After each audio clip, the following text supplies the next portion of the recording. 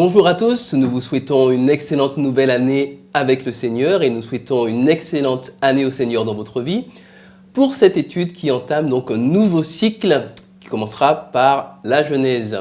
Je suis avec le pasteur Jean-Jacques Chaffograc. Bonjour. Je suis avec le pasteur Olivier Rigaud. Bonjour. Bonjour. Et je suis moi-même Jétro Camille. Nous voulons placer sous l'influence du Seigneur ce temps de discussion, d'échange avec la prière d'Olivier. Notre Père, notre Dieu, nous voulons te remercier pour tout ce que tu es, tout ce que tu fais dans nos vies. Merci d'être avec nous en ce temps, de nous inspirer par ta parole. Au nom de Jésus. Amen. Amen. Amen. Durant ce trimestre, nous voulons retourner dans un livre de la Bible qui nous rappelle le tout début de l'histoire de ce monde. Et lorsque l'on retourne au début de l'histoire de ce monde, l'on se tourne tout naturellement vers les premiers chapitres du livre de la Genèse. Et ce qui est assez étonnant, c'est que dès le départ, il est question d'une présence. La présence d'Adam et Ève dans le jardin, bien sûr, la présence de Dieu, lui-même, créateur des cieux et de la terre, mais plus encore, la présence d'un serpent qui est le symbole, l'expression de la présence maléfique dans le jardin d'Éden. Assez surprenant. D'emblée de jeu, alors même qu'on est censé être dans un contexte paradisiaque, où tout est beau, tout est parfait, on nous parle déjà d'une présence maléfique. D'où vient ce mal? Pourquoi et comment expliquer sa présence au cœur même du paradis conçu par Dieu pour l'humanité? La Bible nous en dit très peu. Quelques passages, notamment celui d'Ésaïe au chapitre 14, les versets 12 et suivants, Ézéchiel 28, les versets 12 et suivants également, ainsi qu'Apocalypse au chapitre 12, eh bien, nous parlent justement de cette présence maléfique préexistante à la création de notre monde, déjà dans le ciel. Et alors que les prophètes décrivent la situation du roi de Babylone et du roi de Tyr, eh bien, une allusion est faite à ce porte-lumière qu'on appelle Lucifer, ce chérubin aux ailes déployées, et encore à ce serpent ancien appelé le diable et Satan. Nous essayons de voir comment, à travers ces passages, la Bible nous laisse entendre les enjeux qui sous-tendent le conflit entre le bien et le mal que nous vivons encore aujourd'hui, et surtout la réponse que Dieu veut y apporter. Tout à fait. On pourrait d'ailleurs se demander pourquoi est-ce que Dieu a eu besoin d'apporter une réponse, puisqu'il aurait suffi d'éradiquer le problème à sa source. Et ça, c'est une question récurrente, une question que je me pose moi-même toujours. Comment se fait-il qu'un Dieu qui soit omniscient, un Dieu qui soit omnipotent, ne fasse pas ce que moi, probablement toi et toi également auriez fait, à savoir éliminer la source du problème, éviter de passer par la souffrance, éviter les dommages collatéraux. Donc, c'est un premier point. Comment se fait-il que Dieu n'ait pas éradiqué le mal? Alors, il y a un certain nombre d'éléments. Dans la Bible, je voudrais en citer un seul. La posture que Dieu prend, elle est double, elle est duale. C'est-à-dire, elle n'est pas contradictoire, mais elle est double. C'est en même temps le Dieu de majesté, l'omnipotent, celui qui dépasse, qui transcende le temps et l'espace, mais c'est également celui qui est capable de venir frapper à la porte de notre cœur et frapper. Celui qui est capable de solliciter notre attention et attendre notre décision dans le respect, dans le calme, dans la pondération. Donc je trouve absolument fantastique cette posture de Dieu qui implique une volonté absolue de sa part d'avoir affaire à des créatures qui soient des créatures libres et qui échangent librement de l'affection, de l'intérêt, des idées, de la présence avec lui.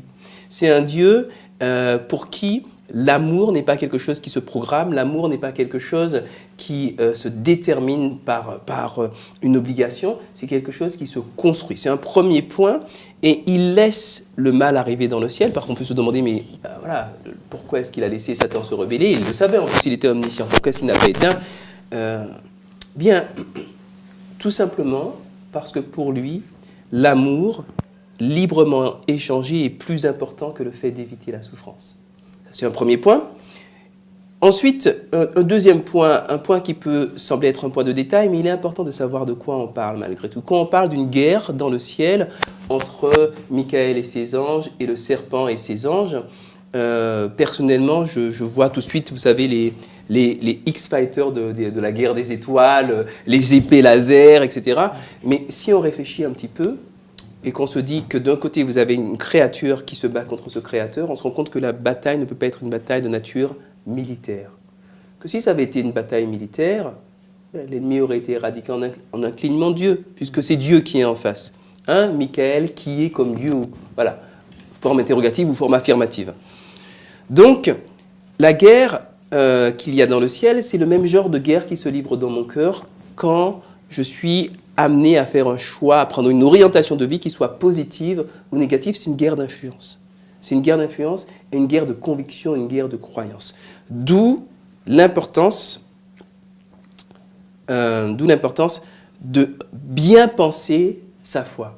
Non seulement d'avoir le sentiment de la foi, l'envie d'aimer Dieu, d'aimer son prochain, mais également de bien la penser, de bien la construire intellectuellement et théologiquement, parce que la guerre qui se livre entre le bien et le mal est bien plus une guerre d'influence, avec toutes les conséquences réelles, y compris les guerres physiques. Mais ces guerres physiques procèdent d'une guerre d'influence, ce n'est pas dans l'autre sens que ça se passe.